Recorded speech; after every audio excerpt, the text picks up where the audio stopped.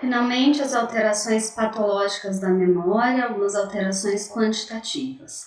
Hipermnésia para a memória autobiográfica.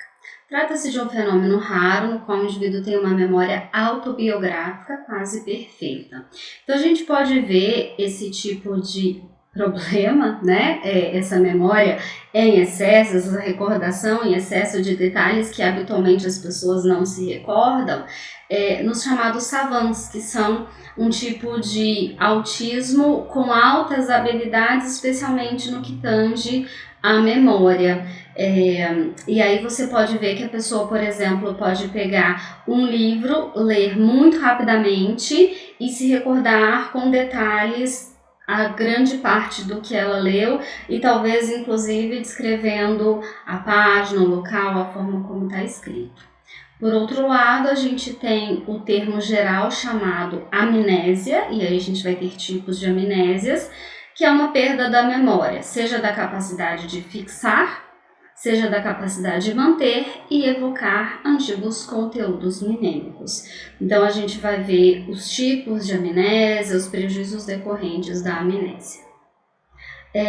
A lei de regressão mnêmica de Theodule e Ribot no indivíduo que sofre uma lesão ou doença cerebral, sempre que esse processo patológico atinja os seus mecanismos mnêmicos de codificação, armazenamento e recordação, a perda dos elementos da memória, o esquecimento, segue algumas regularidades. Então, apesar de muito antiga, é uma lei que ainda é válida, que ainda ajuda a gente a explicar como ocorre o processo de esquecimento devido a um quadro de prejuízo da memória.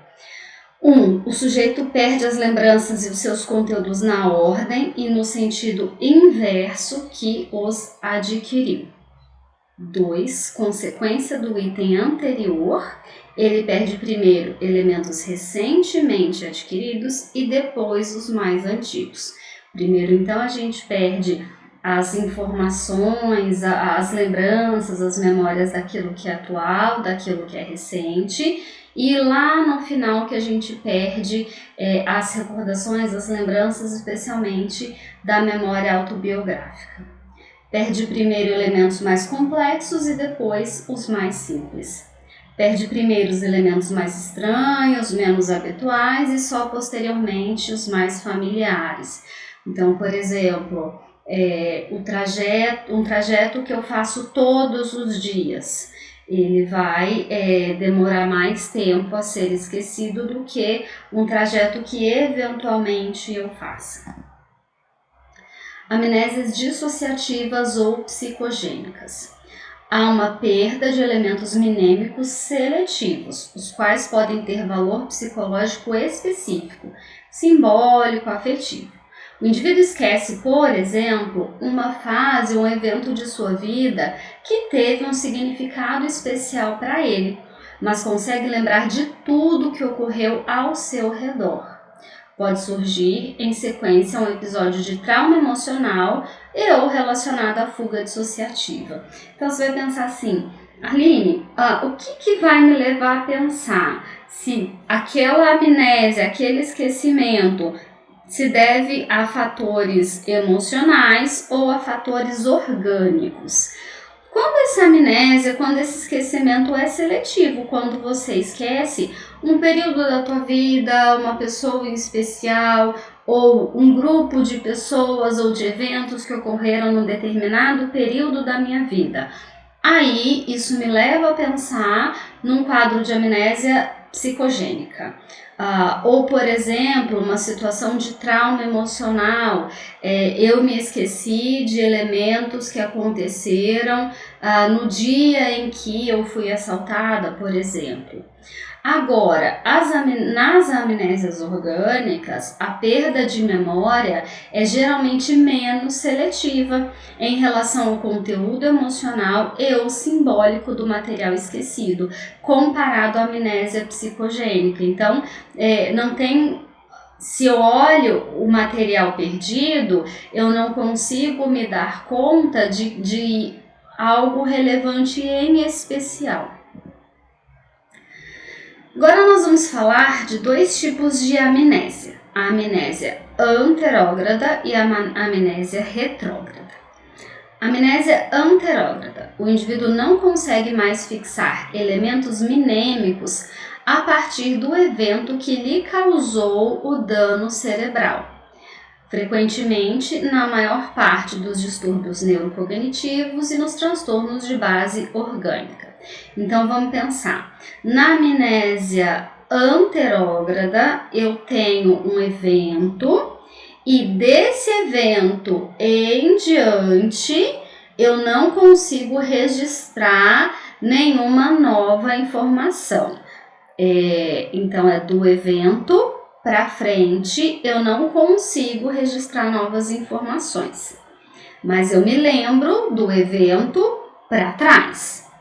A amnésia retrógrada: o indivíduo perde a memória para fatos ocorridos antes do início do transtorno ou do trauma.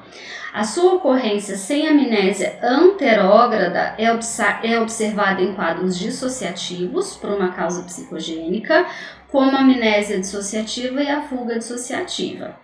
De modo geral, é comum após o trauma crânioencefálico a ocorrência de amnésias retroanterógradas, ou seja, déficits de fixação para o que ocorreu dias, semanas ou meses antes e depois do evento patógeno.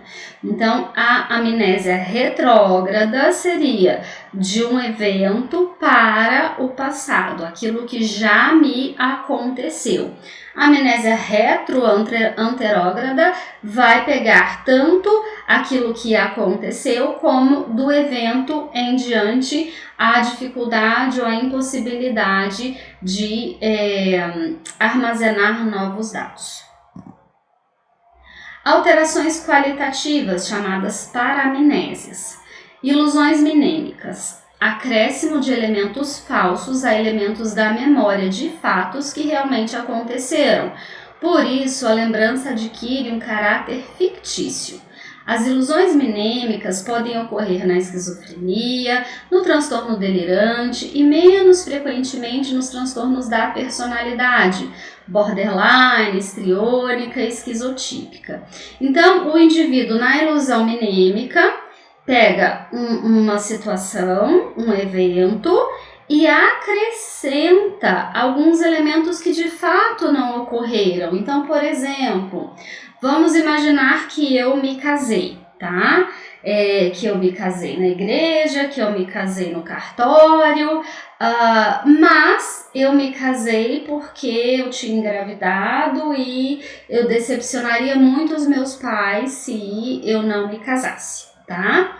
Então, eu poderia dizer assim: nossa, porque nós estávamos muito apaixonados, porque inclusive ele fez um evento todo especial e fez uma serenata na janela do meu quarto e se ajoelhou e pediu que eu aceitasse casar com ele. Então, quer dizer, teve um casamento, mas o pedido de casamento não foi como foi relatado. Então, veja que eu tenho parte da história que realmente aconteceu, mas o acréscimo de elementos que não fizeram parte efetivamente do evento real.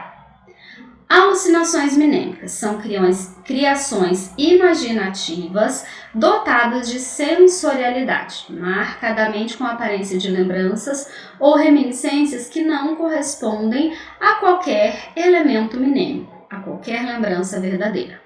Ocorrem principalmente na esquizofrenia e em outras psicoses. O que eu costumo dizer é o seguinte: para a pessoa que tem uma alucinação, aquela alucinação parece real. E essa alucinação vai gerar memórias de eventos que de fato não aconteceram.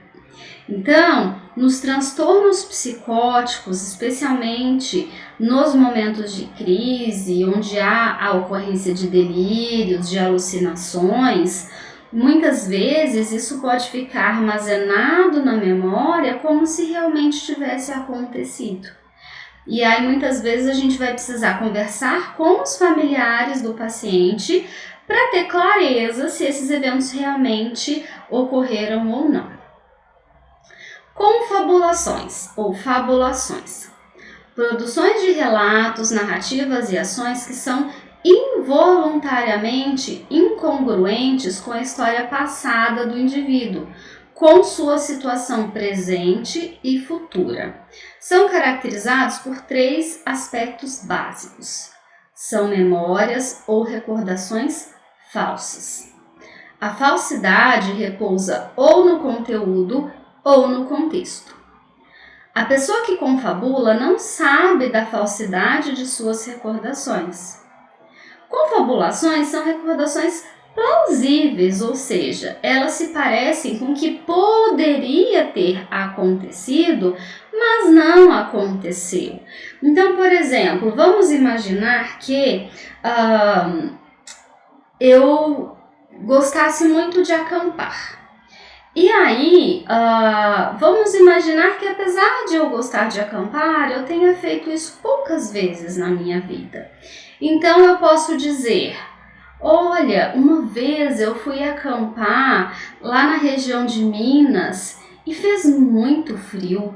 Nossa, eu nunca passei tanto frio na minha vida. E olha que eu estava super habituada a acampar e preparei tudo, mas não foi o suficiente. Bom, na verdade eu nunca acampei em Minas. Eu já acampei no quintal da minha casa quando meu filho era criança. Ou talvez uma única vez eu tenha acampado, mas tenha sido na praia e não em Minas Gerais, por exemplo. Então, assim, algo que poderia, dentro da minha história, dentro da minha vida, isso de fato poderia ter acontecido, mas efetivamente não aconteceu. E não é uma mentira, a pessoa ela não tem o intuito de te enganar, ela não sabe que aquilo não aconteceu, ela crê que aquilo realmente tenha acontecido. Ocorre principalmente na síndrome de Wernicke-Korsakoff, também pode acontecer no traumatismo crânioencefálico, encefalites, no Alzheimer e pode acontecer ainda na esquizofrenia. Voltando um pouquinho nas confabulações, a gente vê também no Alzheimer as confabulações de embaraço. O que seria isso? Muitas vezes a pessoa ela não sabe a resposta e ela acaba tentando se justificar, tentando criar uma explicação lógica para uma determinada situação, mas da mesma maneira não é intencional e na cabeça dela aquilo faz sentido. Por exemplo, vamos imaginar que eu tenho um almoço ao meio-dia e eu chegue no almoço às 14h e a pessoa me pergunte, nossa, mas por que você veio tão tarde? Achei que você chegaria cedo. Nossa, verdade, que trânsito para chegar aqui, né? Que coisa, essa cidade. Não, mas na verdade eu me atrasei porque eu esqueci do evento e aí num lampejo de lembrança eu acabei me arrumando e indo, eu me confundi com o horário, mas eu vou me recordar de um trânsito ou eu vou imaginar que eu estou mentindo? Não. A confabulação de embaraço, você tem uma lacuna de memória recente, como a gente vê frequentemente no quadro de Alzheimer, e aí eu acabo colocando uma informação que não corresponde à realidade. Agnosias, então alterações do conhecimento.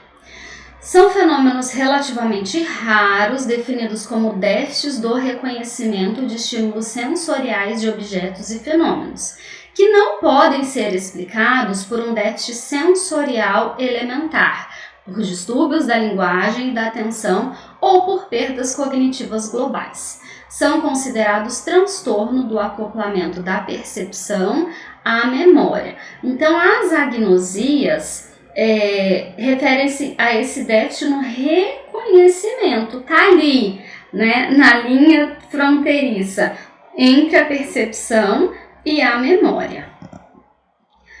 Os tipos de agnosias. Agnosias visuais são aquelas nas quais o paciente não consegue mais reconhecer pela visão determinados objetos. Enxerga-os, pode descrevê-los, mas não sabe o que realmente são.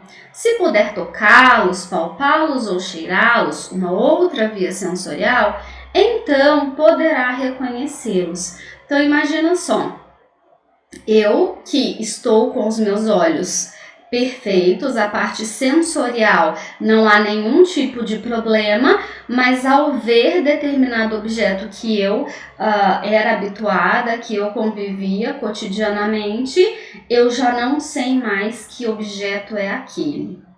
A prosopagnosia é um tipo de agnosia visual no qual o reconhecimento de faces humanas está prejudicado ou abolido. Então é um tipo de agnosia visual, só que é específica para rosto.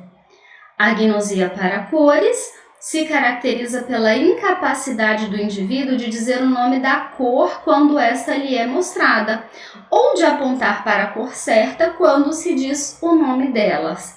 Também um outro subtipo de agnosia visual. A agnosia auditiva é a incapacidade de reconhecer sons sem haver déficit auditivo.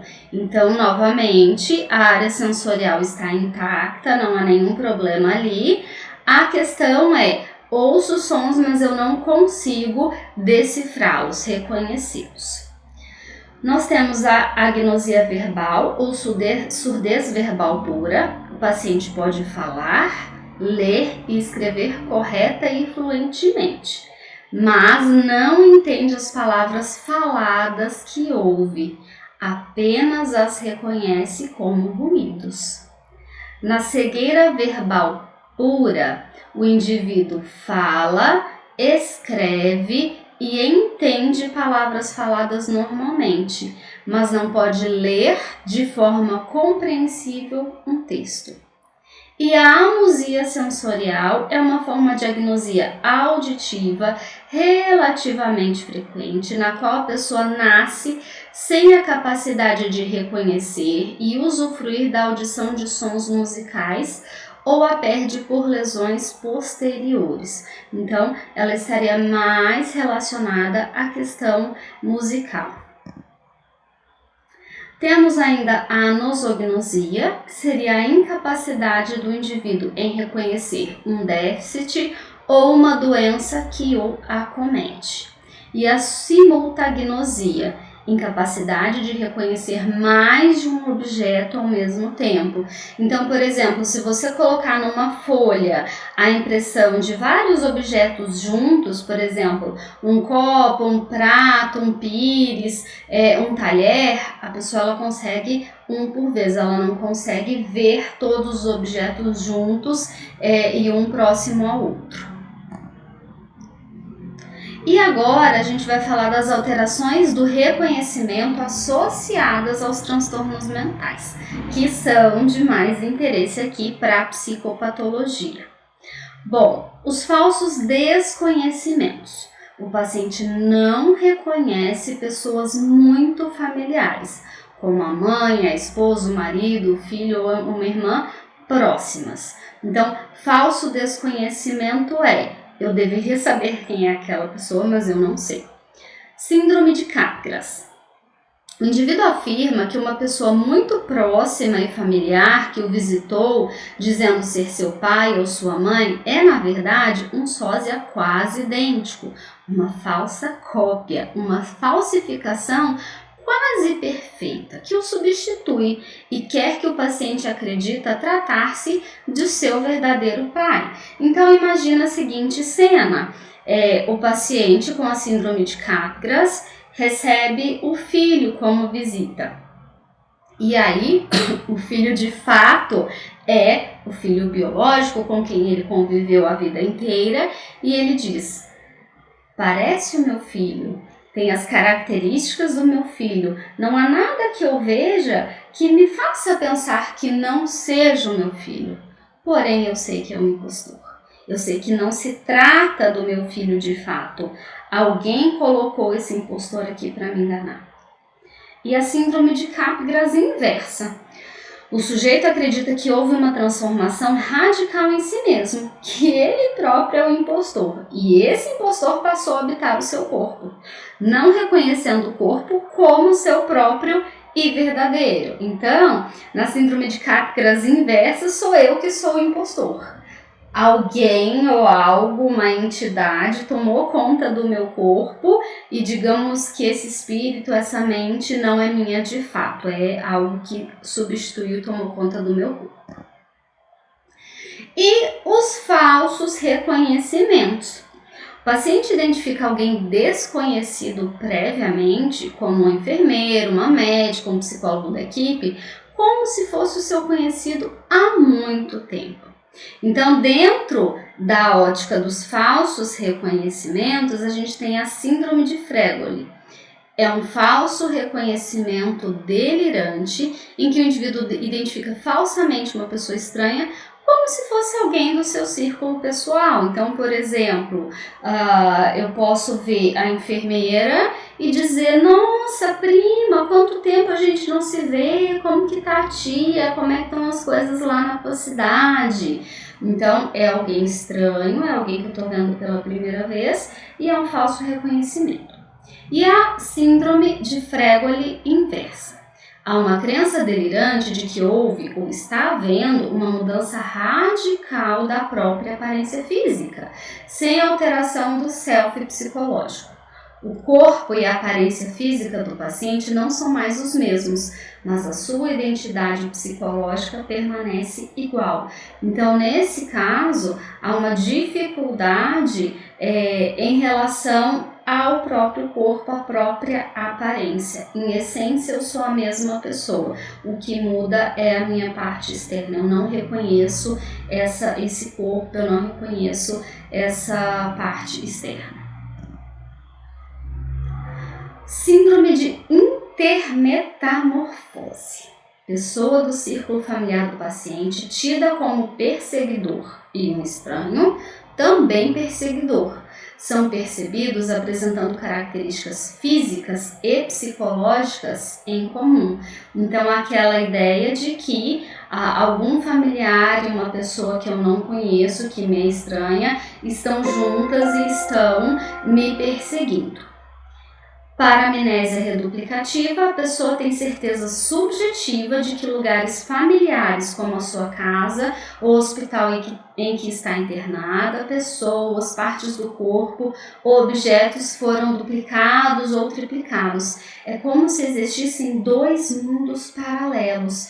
Então, eu tenho esse mundo em que eu sou professor, em que eu dou aulas, e esse mundo existe num outro mundo, de uma maneira semelhante. Então, lá naquele outro mundo eu tenho a minha casa, eu tenho a minha profissão, e tudo é muito semelhante, e é como se as duas coisas acontecessem paralelamente. De modo geral, os falsos desconhecimentos delirantes e os falsos reconhecimentos delirantes, assim como as demais síndromes delirantes dessa natureza, ocorrem com mais frequência associados à esquizofrenia, depressões graves, psicóticas e síndromes psico-orgânicas agudas ou crônicas, com sintomas psicóticos incluindo as demências.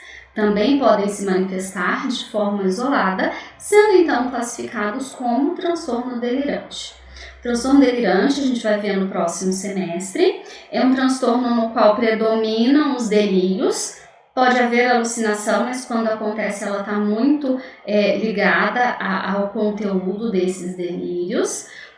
Nos quadros de demência de Alzheimer, por exemplo, a gente também pode ter sintomas psicóticos, em que esses falsos reconhecimentos ou desconhecimentos podem acontecer da mesma forma que elas podem acontecer na esquizofrenia e em outros transtornos psicóticos.